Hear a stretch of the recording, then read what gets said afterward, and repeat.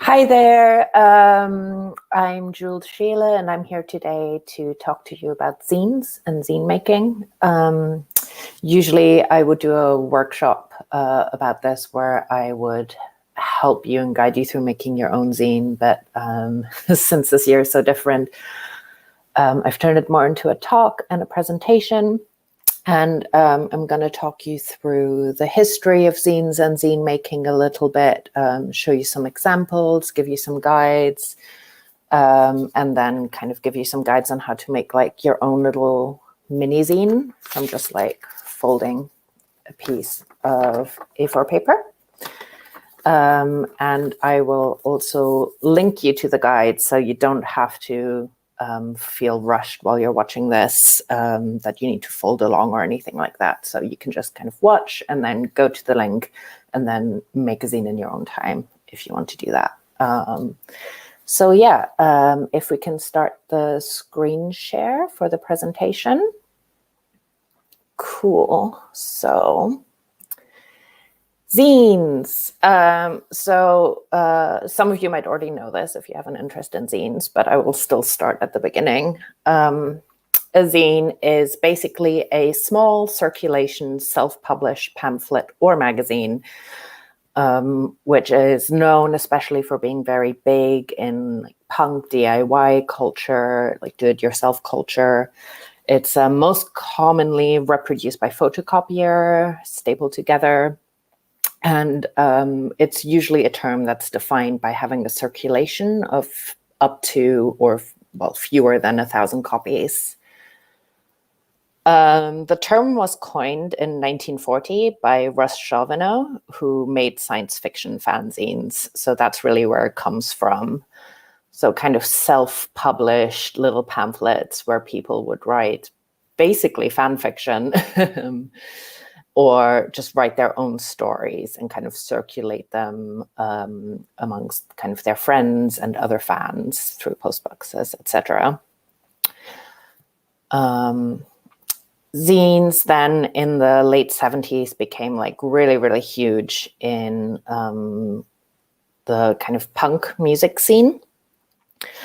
A part of the appeal was that punk was very much about kind of do-it-yourself, working class, cheap materials, that kind of aesthetic. And so zines were very popular because they were so cheap to make. And, you know, you could just collage things together, use a typewriter, photocopy, and then distribute these things at gigs and events, and they really helped spread punk abroad as well.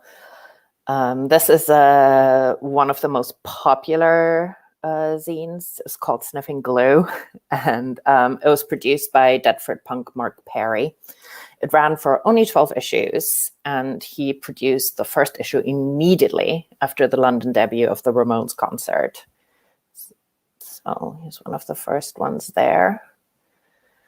And then the way I got into zines is that when I was a teenager, I got really into Riot Girl, which is a kind of music genre from the 90s, which was like a feminist punk music culture. So it came from DIY punk in conjunction with third wave feminism, which was kind of starting up in the 90s. And It was mostly zines made by women, girls, and femmes who felt alienated by misogyny in punk rock and at punk rock shows, who felt like they were kind of being ridiculed for playing guitar and wanting to be in a band rather than just being like a fan or a groupie. And were also kind of really alienated by kind of the vibes at these like shows, which could be quite violent up front in the mosh pit, etc. So it was kind of, the slogan was "Girls to the front," and so they used zines as a method of consciousness raising and organizing. The most famous one was called Bikini Kill, which was made by the band Bikini Kill, fronted by Kathleen Hanna. And there is a really good documentary about her called The Punk Singer, which I really recommend watching. And there's also, if you're interested, right now there's a movie on Netflix called Moxie, which was done by Amy Poehler, which is kind of about a teenage girl now discovering zines and like her mom's old zine collection, and then making her own and bringing it to her school and starting kind of a movement there. And like these zines, they were often very political, but a lot of them were also still fanzines. Like I think the one on the right there was from an Evan Dando fanzine from the time, but they very much have this kind of aesthetic, which was just born out of, you know, what was easiest, what was cheapest to do. And what I really love about them is the kind of the urgency with it, like the messiness, and it just feels like, for me as an illustrator, like I can tend to get stuck in this kind of place where I want everything to be perfect. I want to be a perfectionist. I want everything to look really kind of professional. And it can be quite limiting to always think like that. And there's something, and it can really stop you from making your own stuff, I think. And when I discovered zines, it was just so freeing to know that there was like, the immediacy was kind of the great thing about it, you know, just being able to get your thoughts out down on the paper, get your drawings down, you know, or even just come up with like a really silly idea, like about a film that you like, and then just kind of write 5 or 6 pages about it, staple it together, photocopy it, you've made a zine. So that's really what appealed to it for me. So around 2014, I started a collective called One Beat Zines. At that time, I'd been making zines and small press comics for a bunch of years. I started in 2008, started going to comics festivals like Thought Bubble in Leeds and zine festivals like DIY Fair in London, or the Alternative Press Fair. And I had a lot of younger people come up to me just asking me how to start, how to make a zine, and who seemed to be quite intimidated by the whole process. So my friend Sarah Broadhurst and I decided to start this collective, and we would make anthologies where we featured the work of people we really loved. And we would also kind of give advice to younger people who are interested in making zines, and then also work as a distro, which is a kind of zine speak for distribution. So basically you take lots of other people's zines to zine fairs with you, or like have them in an online shop and mail them out. So this ran from 2014 to 2019. And this was the first thing we published, and it was not exactly a zine because it was more like a book with a spine, but I think this was around the time that The Punk Singer came out, and I just really, lots of us were talking about it, and we just really wanted to make a kind of collection of work that looked back at Riot Girl. and not just at the things that it did right, also at the things that, you know, it failed to do. Like, it wasn't very intersectional at the time. Like, a lot of Black women and femmes felt alienated from it. And we just wanted to kind of like celebrate it, but also kind of criticize it in a more modern context. Here are some zines that we distributed. So we went around the country to zine fairs and sold people zines for them. Some really great ones in here. And yeah, this is my friend Sarah, who I ran this with at DIY Culture Zine Fair in London in 2015. I had a very small table with party rings. But yeah, just a really fun time. Just going around, and like, that's a really great thing about zine fairs, is meeting other people who do the same thing, you know, have the same interests, have the same way of doing things, you know, and then collaborating with them and making more work. And we're also very, very based on like kind of music and fandom. So we made the Slater Kinney fanzine in 2015, which is a band made up from various women who were in the Riot Girl movement initially. So I'll talk a bit about my own zines. So at the moment, I'm working as a professional illustrator, but I've never really stopped making zines on the side and self-publishing, just because I kind of need to have that line between professional work and hobby. And if I don't find something to do that keeps the fun in illustration alive in me, then I go a bit mad, because drawing is basically my only hobby, and I've now made it my job. So this is a zine I made, and this is just something I printed out at home and stapled together at home with a long arm stapler, which I'll show you in a minute what that looks like. And it's just really just a silly zine about something that I'm obsessed with, which is teen movies.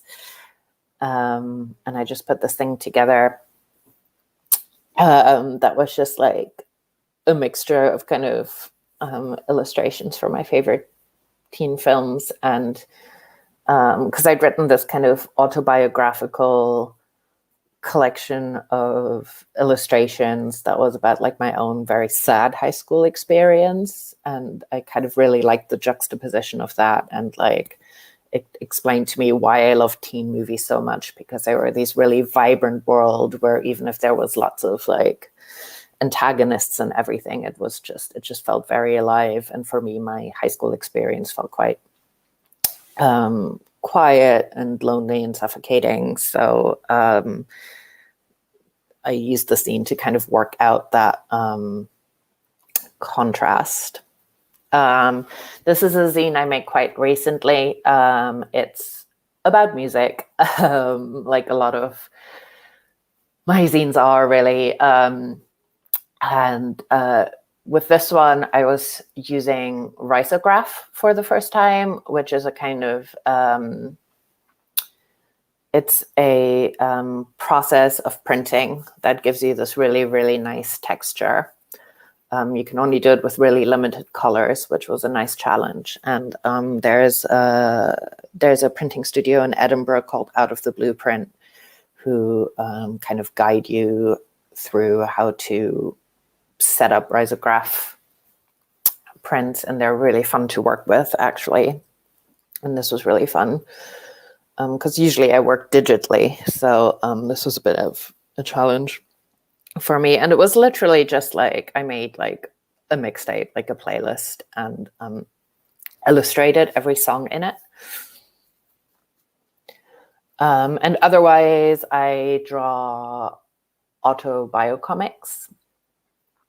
And I self-publish them mostly on the internet. I mostly self-publish them on Patreon now, but also I either get them printed digitally or like since the pandemic happened and I had a bit more free time at home, I started printing them at home again and stapling them together like I did with this one. So the modern zine world, so to speak, is still like happening. It didn't all stop in the 90s, and there's actually been like a big resurgence in alternative publication culture in the 2010s. After the 90s, people kind of started using that style and appropriated it in design to kind of sell youth culture. So, you know, you'll know the style because it's just been around. It's been used in a lot of stuff.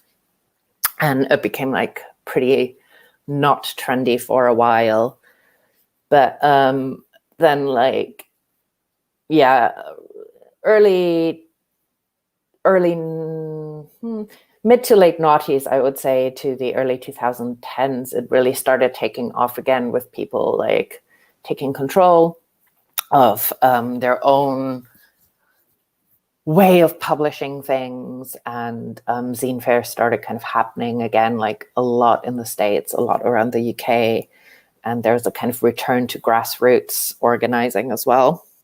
This is a zine by Megan Pickering, which was a collection of writing looking back at this magazine Spare Rib from the 70s and 80s in the UK.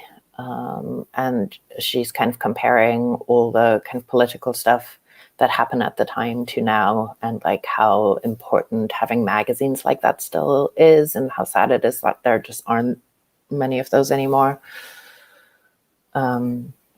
This is from a US artist called Ben Passmore. It's called Your Black Friend, and it talks a lot about kind of racial inequality in America.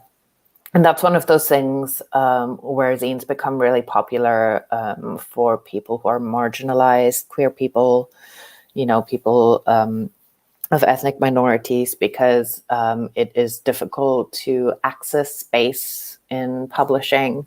And so zines can be super empowering in that way, that, you know, you just kind of publish yourself and don't wait on somebody to come ask you whether they can publish your work.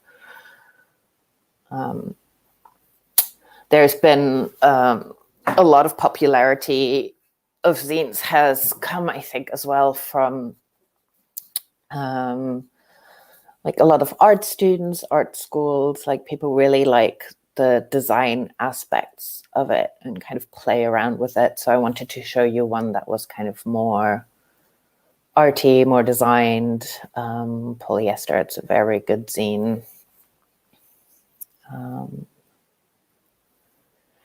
And yeah, like music zines are still a huge thing. This is by Sammy Boras, and they would go to concerts and just sketch out the bands at the gigs, which I think is amazing. I don't know how they do it. And then just do these little kind of gig review zines.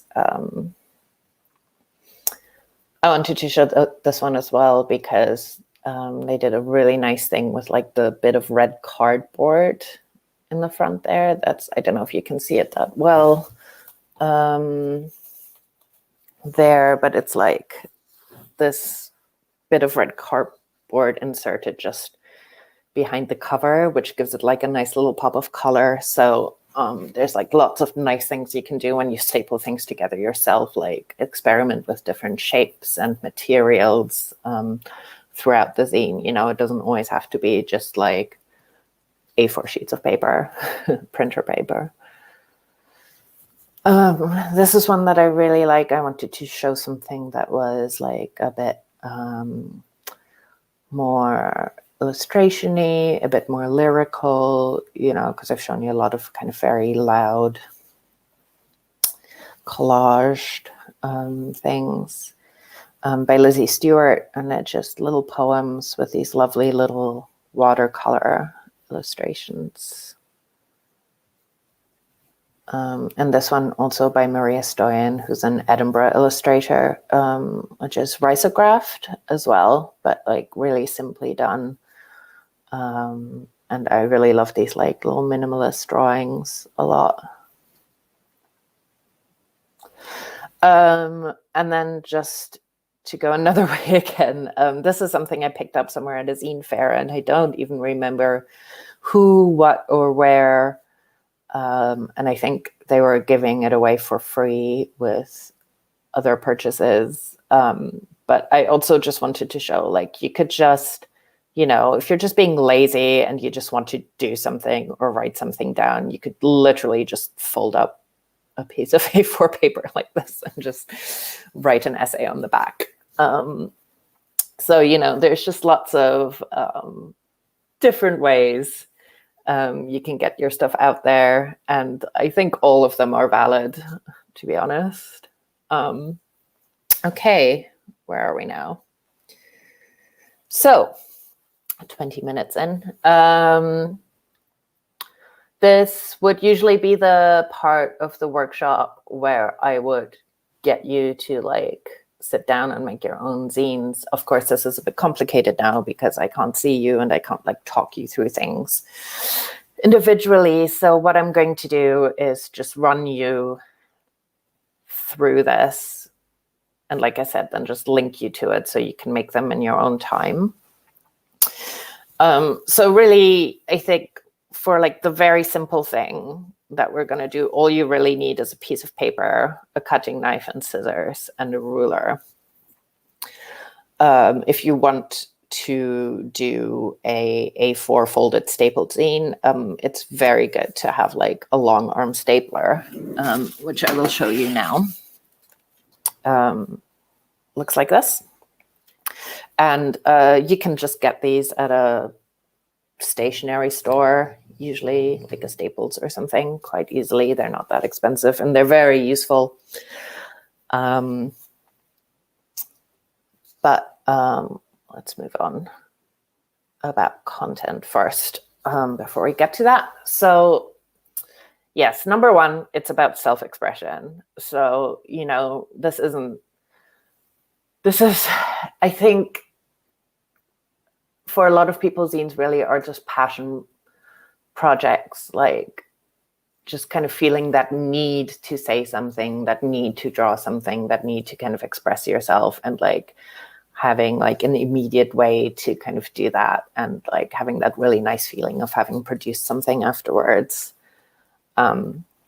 So I think the best way to start is to kind of think about like the zines I have showed you just now, all the different types, and think about what you like or didn't like. Like you might have a lot to say about like something political or whatever, and you might want to do like one of those kind of riot girl, kind of heavily collaged zines with lots of writing. Or maybe you just want to write like some nice little poems or like make some illustrations, you know, whatever. Think about what it is that you like the most and what you would prefer to do. And, you know, there's lots of things to write about. So just some examples and prompts here. Your interests. So, you know, that's a huge part of zine making is fanzines, where it started, you know, like your favorite band, your favorite film, your favorite, you know, like you might be really into chess, so you can make a zine about chess. You know, it's like really possibilities are endless. You just have to, you know, like something enough to want to write about it. Your friends, family. I quite like it when people make zines about their friends. I've had some really nice birthday gifts like that. My friend once made me a zine, which was just a collection of like really crazy fashion jumpers that she found on the internet because she knew that I liked crazy jumpers. And it was just such a silly, quick zine that she just made on her photocopier at work. But it was just such a nice lovely, like personalized little gift. And I treasure it greatly. Your community or neighborhood, write what's around you, or, just yourself. I mean, I draw autobiocomics all the time, so I make a lot of work about myself. It's not everybody's bag, but, then, think about mark making, like think about how you want to draw or write or whatever. So like computers, obviously, today, very popular way. I mean, I do a lot of my work digitally. Like I have a tablet, so I draw digitally. And because my thing is usually just drawing or writing, I don't usually stray from that a lot. Handwriting, obviously.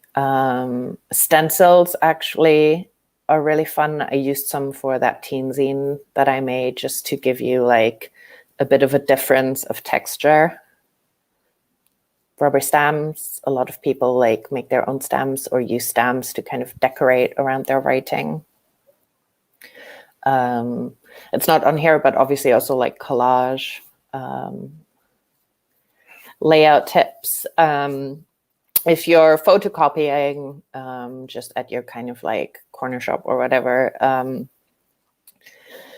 it's best to leave around 1 centimeter around the edge. So like your text image is not cut off by the photocopier. Like it's not a real biggie if it happens a little bit, but that's just something to watch out for. Something that I often forget, like I'll show you in a bit.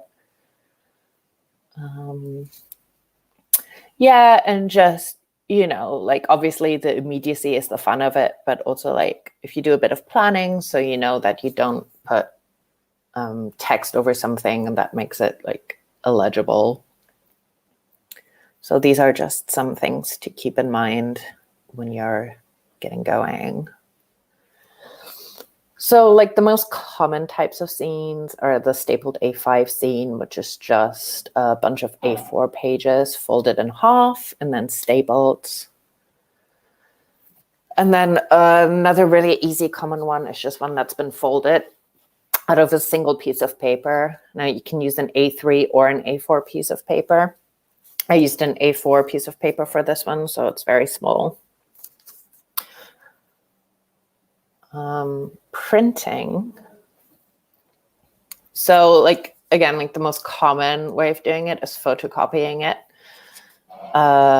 which, is probably the most accessible way to do it if you don't have a printer at home. I do a lot of home printing, which can actually be super expensive because printer ink is expensive. So I bought a black and white laser printer. It only prints in black and white, but it's not an inkjet, so it doesn't cost as much. So, you don't completely screw yourself over if you want to sell, stuff at zine fairs. You have to make sure that you keep it like in an okay price range because nobody wants to like pay £10 for like a thing that you've kind of stapled together at home. Yeah, and then like professional printing, again, it's not always pricier because photocopying can add up and home printing can be quite expensive. So, if you want to look into that, Mixum is a really good website, very easy to use, very easy to just upload. If you know how to make a PDF at home, basically, this is a good way of doing it. So you can just kind of upload it and they have like very reasonable prices and they're very friendly. And yeah, if you're interested in risograph printing, Out of the Blueprint in Edinburgh is pretty great. And they kind of have guides on how to do it on their website, which I will link you to later as well. Right, so I thought I would make a little zine just for this workshop, just to show you like how quick you can do it. And so I've made one in about like half an hour to an hour. And as inspiration, I took the zine by Evie Bash called Living with Anxiety. Because usually with the workshop, I would find a theme for people to work around, because it can be really intimidating to just be like, make it about whatever, because then you have to spend a lot of time thinking about, you know, what you want. So my prompt for this one for myself was anxiety, which I am living with, and which I think everybody is very much living with in this time. So I really like this little zine. I keep it by my bath, which is why it's a bit crumpled, because I like reading it in the bath. It's just like little tips, you know, about what is anxiety, where does it come from, you know, what can you do, what works for some people. So I wanted to make one like that.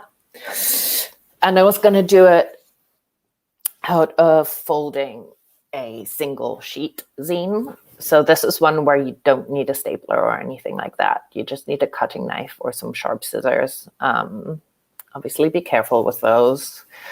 Disclaimer.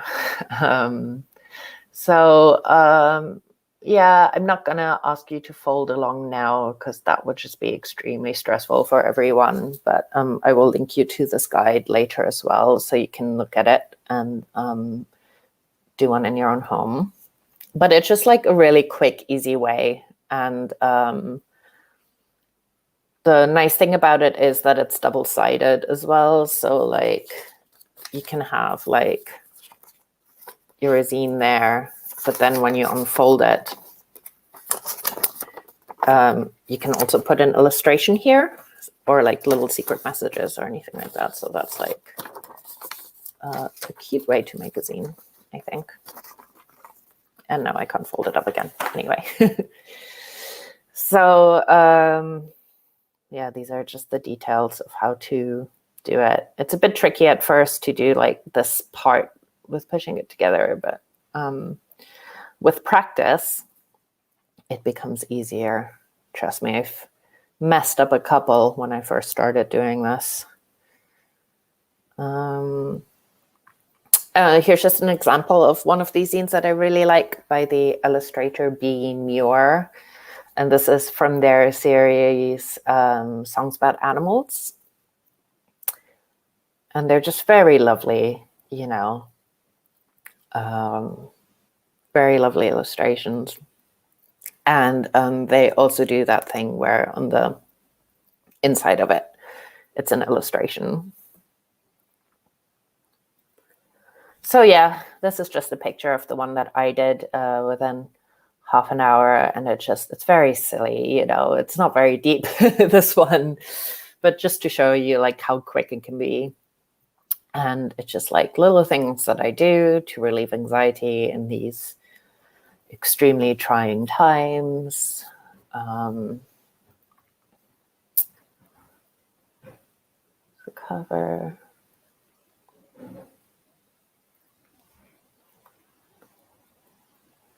So, you know,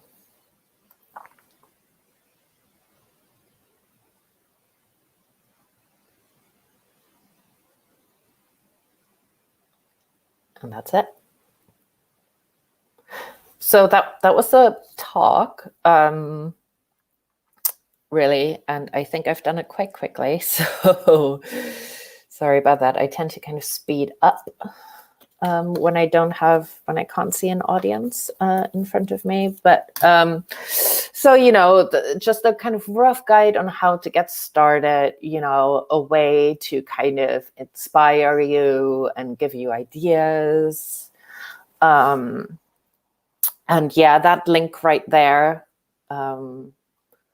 is if you want to take a picture of the screen or screenshot it or whatever, we'll have like that folding guide and like the prompts and stuff. And I've also made like a series of useful links for you, a link to more zine making guides, and a link to some zine fairs in case, you know, you're interested in getting out there and selling your work, or just kind of meeting other people who are into zines.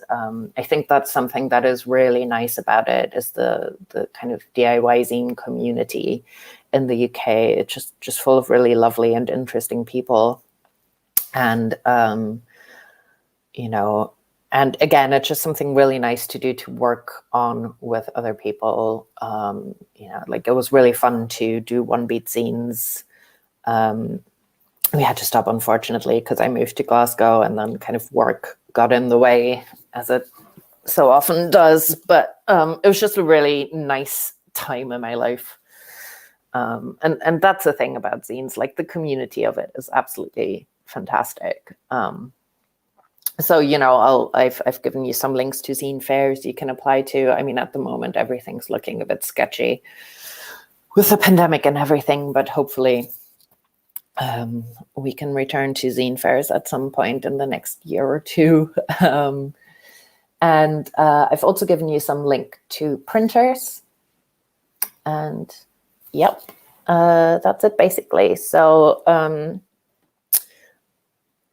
finished a bit early, but I think this is a really good time to maybe do like a Q&A session. So if you have any questions in the comments, I'm going to stop sharing the screen. If we have any questions. Okay, right, sorry, I'm just seeing them now. How big is the market for zines? Are they growing in popularity? It's difficult to think about it as a market. Like, I know that there is a market for like art zines specifically that are like nicely produced, but at the heart of it, zines don't make a lot of money. Like, again, there's that kind of like do it yourself kind of vibe to it. I think it's not a huge profit-making thing. I think like with zine fairs, what I aim for is to always make my money back that I spend on like the table, and to go stay at the hotel or whatever. And like any like bit of profit above that is just like a bit of extra. Same when I sell stuff online, it's kind of a bit easier because I don't have to spend that money. So, you know, it really depends what you go into. Like, I know publishers make art zines and things like that as well. So there is a market for it. But I find it a bit strange sometimes. Like, I saw a while ago, somebody was offering a course in zine making. I forgot who it was, whether it was a specific like private university or somebody. They were offering a course in zine making, and it was like thousands of pounds to take this course. And everybody was a bit like, this doesn't seem right. Like, it's not like an elite thing that you should be spending lots of money on. So anyway, right, next question. You said that some zines take as little as half an hour to make, but what would you say is the average amount of time you spend on one? That's a good question. I think for something that I'm doing that's like kind of photocopied at home, I would say like probably about a day or two. Just because I work digitally, so I'll be making a PDF, which always takes me some time. Then with something like the mixtape zine I made, the risograph one, that took me about that one took a long time.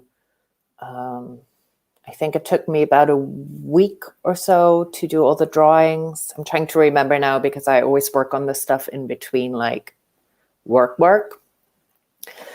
And then because you need to have all the colors on different plates in a risograph. And it was the first time that I did it. It took me like about a week to figure out how to separate the artwork. So, you know, variable, basically.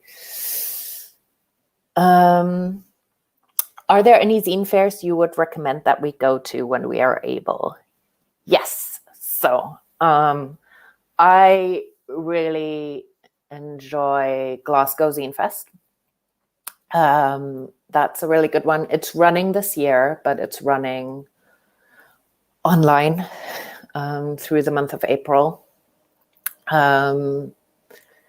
It's very good. They do lots of events with speakers and zine workshops and all of that kind of stuff as well. Edinburgh has ECAF, the Edinburgh Comics and Arts Festival, which is more comics based. But that one's also very good. There's the Dundee Zine Fest, which I haven't been to yet. I was going to go last year for the first time, but I've heard lots of good things about that one. Alternative Press Fair in London, if it's still going to be going on. That was the first one I ever went to, and that has like international guests as well, so you can see zines from different countries. So that's a great one. Yeah, I'm just trying to think of zine fairs that are still going to be going after the pandemic. Hopefully a bunch of them. The Leeds Zine Fair is supposed to be really good as well, in Sheffield as well. How active is the zine community in Scotland? Quite active. Like I said, like Dundee Zine Fest, the Edinburgh Comics Arts Festival, Glasgow Zine Fest are all kind of yearly things. There is a shop in Glasgow called Good Press that sells pretty much only zines. I know Lighthouse Books in Edinburgh sells a lot of zines and self-published material. Categories Books, which is a queer bookshop here in Glasgow, sells a lot of zines as well. So I've only lived here for about 3 years, and I really feel like it's a very good place. Like, it's quite active. It's good for that. I also used to run like a comics zine fest before the pandemic. We've only had 2. It was called Ghost Comics Festival, and hopefully we can return to that after the pandemic as well. Do most cities have a zine fair? Where can I find them? A lot of places do. A lot of them kind of spring up and then leave again because, you know, a lot of people are organizing these kind of in their spare time, free time. I would just kind of do a Google around if you're looking for something in your specific city. And also, you know, with a do-it-yourself spirit in mind, you can always like see if you have enough people who are interested in it to organize one yourself, if even like just a small one. What I used to do as well at points is just take zines to gigs and sell them there sometimes, you know. So the first Ghost Comics Festival we did was like in a room. It was like a cafe. So it doesn't have to be like a big hall, you know. You can set up a table and sell zines in lots of different places. And Thought Bubble, which is a huge comics festival now in Leeds, started out in like a basement in 2006, I think. And now it's like 4 halls, international guests and stuff like that. So, you know, there's potential for stuff to grow if you wanted to, or you can just keep it kind of small, friendly. Question, are there any other zine makers that we should be keeping an eye out for? Ooh, yes. So I really like Black Lodge Press, who are based in Leeds, I think. There's lots of zine makers in Leeds. Black Lodge Press is a good one. I have a friend, Claire Biddles, who makes like really good fandom zines. I'll try to add these to the links on the website because that's a good question. I can't think. Polyester zine, one that I showed you, is very, very, very good. I'm trying to think of distros and stuff like that. Having a bit of a blank in my mind right now, but there's a link I have there to the DIY Zine Fair website that has lots of names and links on it still. It doesn't run anymore, but they still have all their materials and workshops up that'll have like lots of names for like really interesting people. What happens at a zine fair? Are there events to help you learn how to make a zine? Yeah, so a zine fair is usually just a room full of tables where people will like set up and sell their own zines. That's the kind of main bones of it. And then lots of them will have events running on the side. So workshops for zine making, workshops for drawing, comic making, whatever, you know, and then lots of like kind of panel discussions or talks by zine makers kind of around what their speciality is or their experiences are in the industry. Glasgow Zine Fest, again, is one that has a lot. Oh, also I have to say it's run by the Glasgow Zine Library. I can't believe I forgot to mention them. And they're like a non-profit library, a small library here in Glasgow that you can visit and look at zines, and they also do monthly events. Do you think zine fairs are as good online? No, I don't. I really miss them. I really like aspects of online zine fairs. Like last year, I did a workshop for Glasgow Zine Fest, and it was great because people could attend from different countries, which obviously that's something that's impossible to do. So, you know, there's kind of upsides to accessibility as well. And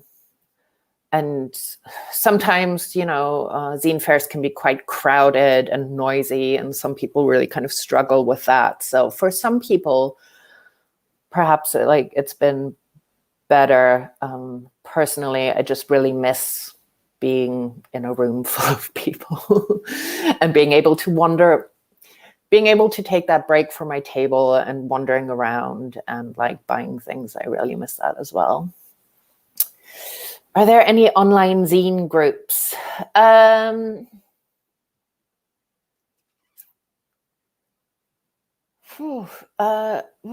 a good question. I think there was a group on Facebook, but it wasn't about making zines as much as reading zines. And I think it's been fairly inactive. Again, I would do a Google round to see, but I can't think of any that are going at the moment. But again, possibly a nice one to start yourself. If you want to make zines with your friends, kind of like a book club, but you just sit together and make zines. Do you ever revisit or update the same subjects between zines?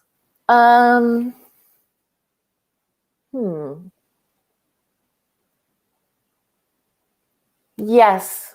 I think is the short answer to that. Like, I think all my personal work tends to revolve around the same things. And because of the immediacy of zine making, like, I'll sometimes talk about the same subject matter, but it'll be like some years later. But I've had some time to think of it on it more, if that's what you mean.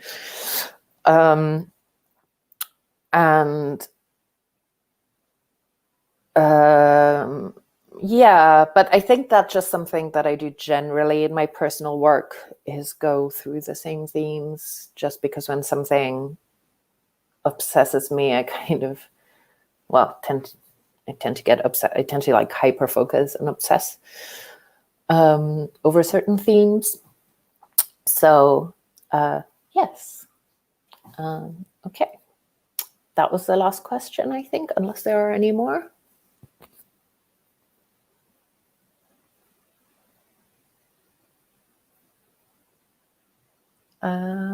Okay, that was the last one.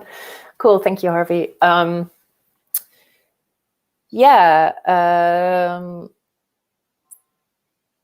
Finishing a bit early, but if anyone else has any questions, there's still some time. If not, you know,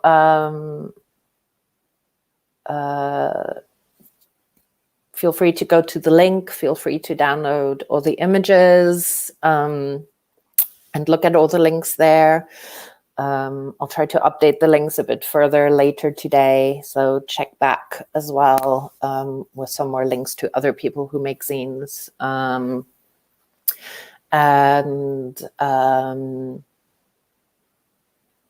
Yeah. Thank you so much for attending my talk.